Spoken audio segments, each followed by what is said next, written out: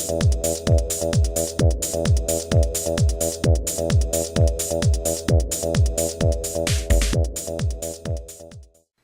folks, today I'd like to take a casual peek into the S.H.Figuarts Masked Rider Agito ground form action figure set from Bandai. This set was first available in 2009 for the price of about 2,600 yen and saw a re-release in 2013 for roughly around the same price. I got this set in 2013 when I purchased it from Mandarake, which is a Japanese secondhand pop culture web store. And I got this set for the really great price of only 1,200 yen. Taking a closer look at the ground form of Agito, or basically the base form of Agito. And it's packaged in this gray box style of the earlier Figuarts figure sets. And you can see the figure here, and you can see one accessory, the alternate head there, very cool. And as far as the box design itself, you got the name running down the side in black for the ground form and the base name there. And you got the Toei seal of approval there, the name written in Japanese, Masked Rider Agito ground form. We have also the show logo for Masked Rider Agito, and we have a nice black and white photo of the suit that's represented in the show, and of course the Bandai logo there on the corner. On the side, it's basically just the name of the set, Masked Rider Agito ground form. It's same on this other side as well. On the bottom of the box we have some print in Japanese, and it looks like a Mandarake sticker down there. And here we have the back of the packaging, and it shows the ground form or base form of Agito there. And you have Agito here just in a standard pose on an insert here, and a little bit more dynamic pose there at the top of this insert image. And you have Agito performing a rider kick in this insert image there. And then you have all this print in a mix of English and Japanese, but mostly in Japanese, as well as down at the bottom here.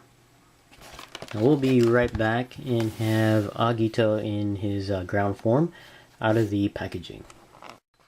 Okay, we have the base form, or I should say ground form, of Agito out of the packaging. And as you can see, there isn't much included with the figure. Just really one pair of alternate hands, an alternate head, or I should say face, and the obligatory part sheet or information sheet. Not much included. Probably the reason why this set is always cost relatively cheap. But it's still a nice set, especially the figure. I really like the figure, and you don't really need too many accessories with the base form of Agito. Would have been nicer to have some extra hands though. But let's go ahead and take a look at the items included with Agito. And first up, we have here the parts and information sheet, and it's always in this nice plastic here, and looks like we have two pieces of information here. Let me just turn this down a little bit. First up, we have the part sheet and also the alternate face, and how to apply the alternate hands and the alternate face as well. And even show you the best way of actually removing the face on the head. So that's kind of cool. And you have some information here printed in Japanese. I can't read that, so I don't know what it says. And then you have this sheet here, and I don't know what this says either.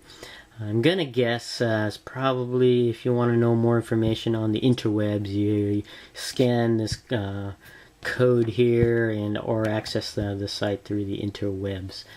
But that's just what I'm guessing, since I can't read Japanese. So that's that.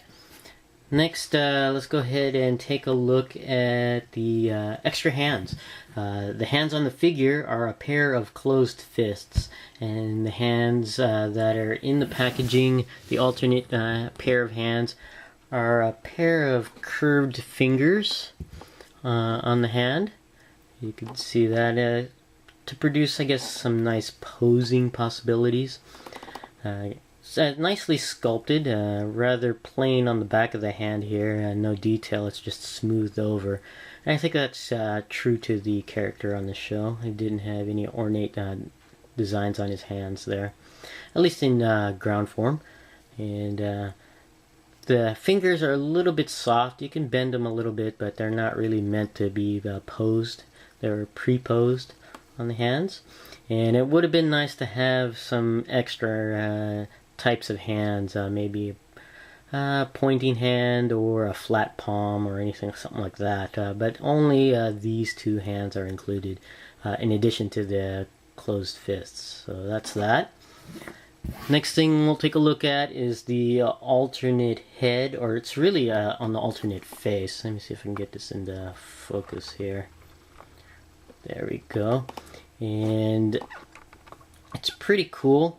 And this particular face is really the, I guess, final move face, where the antenna or horns here are spread out into 3 prongs on each side.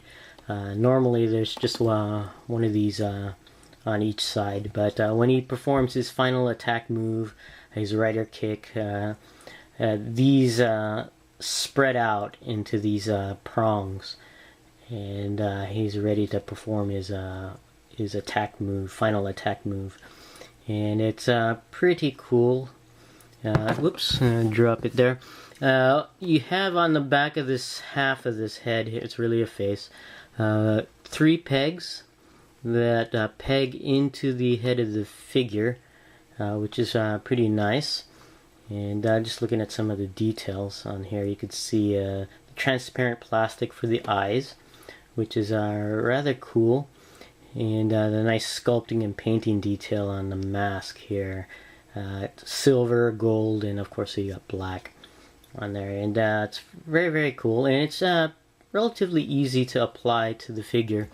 If you follow the visual instructions on the sheet that's included, you want to pull up on the chin a little bit to loosen the pegs that are pegged into the figure there.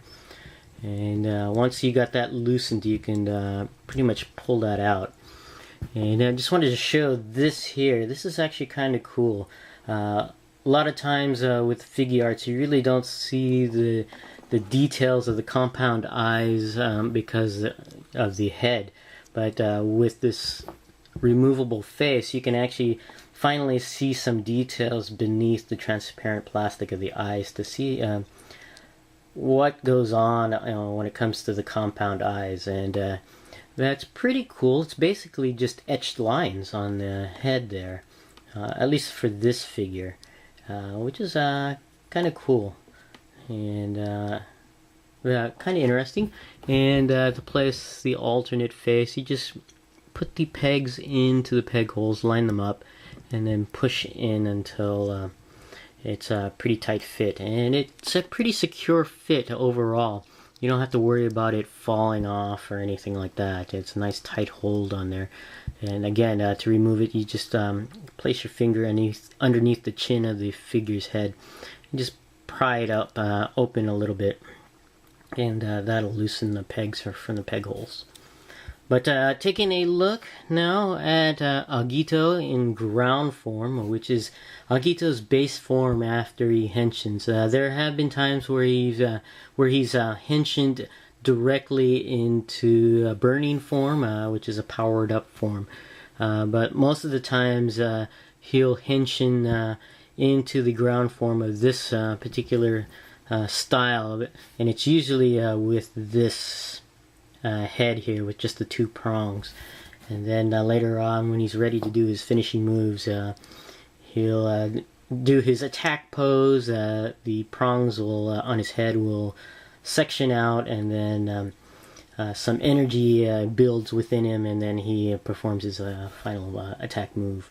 But looking at the details of Agito here, and Agito in his ground form is relatively simpler in design, not too much going on, primarily black with gold and silver and a little hint of red here and there.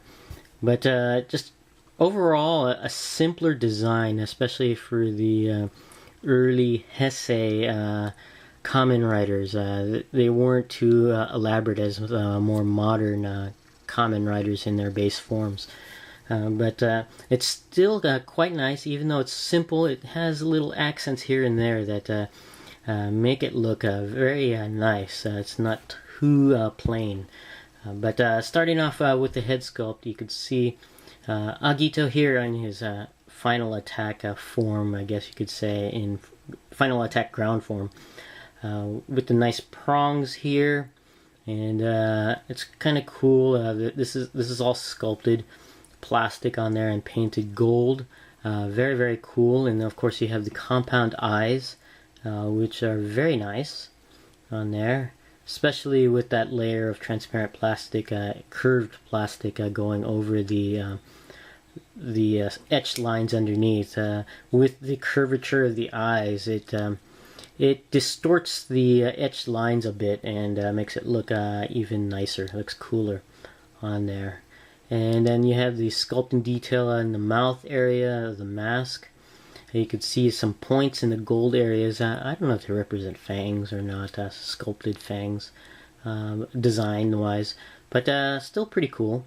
Also, you can see just a little bit here, little paint dab of green. The only area that has any green in it at all is just a little bit of dab of green, which is, I think, is supposed to represent some sort of gem in the forehead area between the two prongs here. And then looking at the back of the helmet, you have the simple silver aligned here, which is kind of cool. And also you have this matte black finish on the helmet, which is kind of interesting because the black areas on this figure are made of different materials. You have harder plastic and a matte finish here, harder plastic in the torso area but glossier finish, and then you have softer plastic on the arms and legs. Not too soft, but it is significantly softer than the harder plastic on there. So different materials for to be used on wherever the shades of black are on the figure. And this is really the only area where it's a matte black finish on the helmet. And everything else has got that different type of material. Looking over here at the torso area, you got a breastplate here in gold, and gold here in the abdomen area, which is kind of cool. And here you have this glossy black in between the two chest pieces there, and it's surrounded with a little bit of silver. I think this is supposed to represent some sort of gem-like material. I don't know if it's onyx or not, but it's kind of cool how that's stands out a little bit compared to the rest of the darker shades. And here you got some silver going and mixing in with the abdomen area of the suit, and you can see some etched lines there. Sculpted lines, so that's kind of cool. And I like this here in this gold area on the abdomen. It's kind of raised a little bit above the silver here. Pretty cool. On the shoulder pads, you got these flares of silver and they're pointed. So he has some shoulder pads on there, armored shoulder pads. It's kind of cool. Like I mentioned, by the way, that the paint application is actually done rather well. There's really no bleed that I can find anywhere any of the paint is applied, like here on the silver and gold. So it's a very clean application of paint, which is very, very nice. And yeah, here moving down the arms, you have bracers, rather long bracers, in gold surrounded by some silver, and some sculpted detail here going down the middle of the forearm. Very cool. And next thing take a look at are the driver belt of Agito here, and it's actually pretty cool. We got this centerpiece here in transparent silver or gold, which is pretty cool, and you have some sculpted hole in there. And it looks almost eye-like. It looks very, very cool. And the center area is surrounded by this nice design of gold on here, and it flares out to the sides at the top and at the bottom. And it's actually rather neat.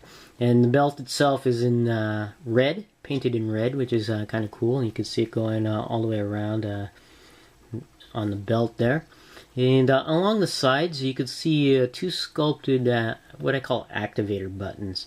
When the character S.H.Figuarts activates or henshins into Agito, he'll punch the sides of his belt here, and that'll activate the henshin.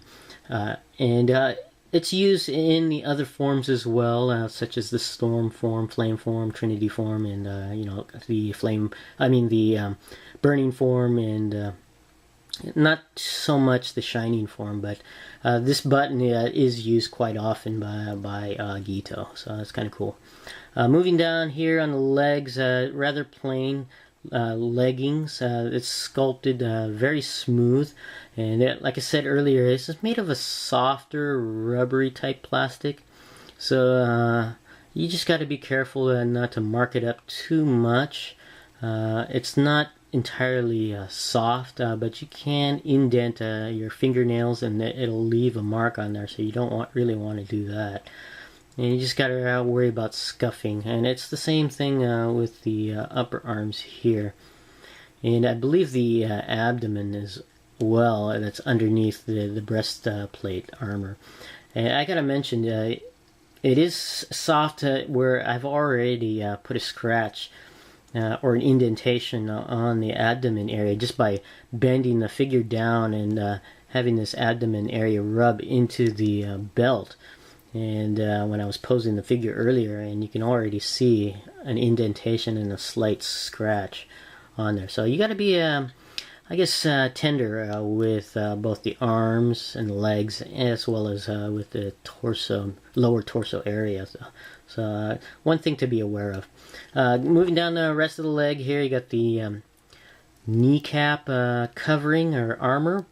Nice design, a combination of gold and silver there, very cool. And then you have a nice design running down the lower leg here in silver, and that's sculpted and painted on there. And then you have the anklet here, very cool, nice design, simple design of gold framed by silver, which is cool. And you got that nice sculpting detail that was like on the forearm here. And the feet are rather plain, just simple foot design, nothing ornate with the feet there. Although you do have some tread, I didn't notice that until now, but some sculpted tread design on the bottoms of the feet. So, pretty cool. Now going over articulation for Agito in ground form here. The head and neck are on two joints, one at the base of the neck and one where the head is connected to the neck, and I believe that's on a ball joint, so you can move the head all the way around, as well as up and down, tilt side to side, and with the combination of the joint at the base of the neck, you can have some added range of movement for that up and down movement, side to side movement. So nice variety of posability options for the head. The armor at the shoulders, shoulder pad armor, are on hinges, so they can flip up and down to increase the range of articulation, or to not hinder, I should say, the articulation of the arm. The arm at the shoulder is on I believe a ball socketed joint with a hinge, and you can turn the arm all the way around, as well as out about that far and in. And there is a ball socket in within the shoulder torso area, so you can move the entire arm around in a circular motion, or forward, back, up or down. There is a bicep cut, or not really a cut, but a swivel that allows the arm to go all the way around at that point. There are hinges at the elbows, so you can bend the arm about that far in and this far out. And the hands are on ball socket joints, as well as a hinge, so you can turn the hand all the way around, as well as, depending on where the hinge is, side to side, and if you manipulate the hand, it can go in and out as well. And I have to mention that the hand removal is relatively easy on this particular figure. You just pop off the hand, and you can pop on the alternate hand there. It's very easy to do, but a very tight fit, so really nice there. There is articulation at the upper and lower part of the mid-torso. I believe it's a ball socket joint at the top part, so you can bend the figure at the torso around this much, as well as up and down a little bit. And then you have that lower joint at the waist, so you can bend the torso, the mid-torso area, along with the upper torso, so you can have added movement for the upper torso area. So that's on a ball socketed joint as well.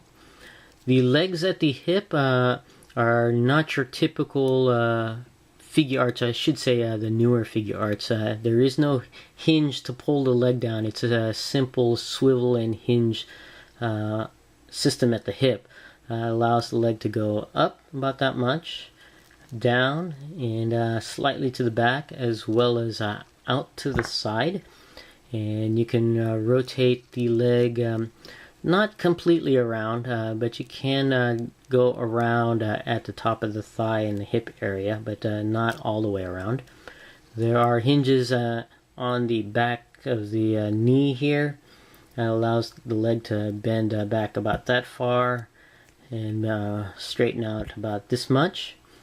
And the feet at the legs are joined with multiple joints at the ankles. You have this rotational swivel point at the top of the ankle, and then you have a hinge that can move the foot up and down, and there is slight side-to-side movement on the ankle joint that can give you ankle pivot, but there's also a hinge in the foot can give you additional ankle pivot, so that's kind of cool. So a combination of the ankle and the foot to give you that nice range of ankle pivot.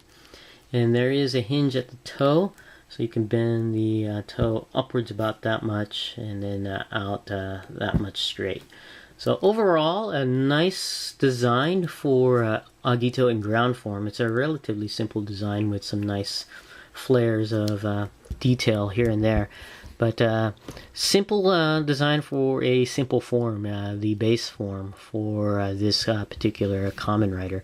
And the accessory count is also simple, making this a relatively inexpensive figure to have if you're a fan of Agito or Kamen Rider or Mask Rider. This is my casual peek into the S.H.Figuarts Mask Rider Agito in ground form. Thanks for watching, and I'll see you guys next time.